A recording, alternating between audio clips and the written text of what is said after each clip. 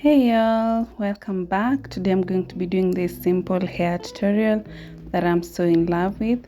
First I'm parting my hair into the middle section, just a small part, then I'm combing the rest of the hair back. I'm using my brush to just smoothen the hair to ensure that we have no lumps, as this hair is supposed to be as neat as possible. Then I'm using my gel, I'm using Bumpsy hair curl just to smoothen everything out and make it as neat as possible.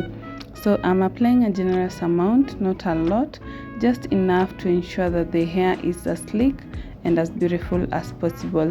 So I'm going to use my brush after this to just smoothen out the hair and ensure that there's even distribution of the oil or the gel to the hair. This hair is a high pony, so I'm going to hold the hair on a high pony. Then after that I'm going to start brushing my baby hairs or adult hairs just to ensure that everything is sleek and smooth. Whatever I do to this side is the same that I'm going to do to the other side, and make sure that the hair looks seamless and beautiful.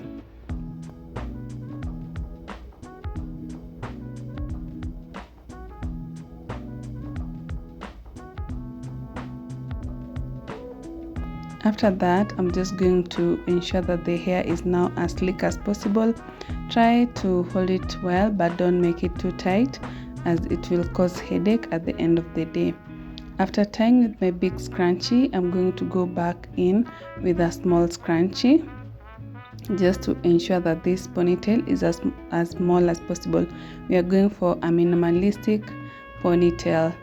So I'm just going to hide the rest of the hair and finish up.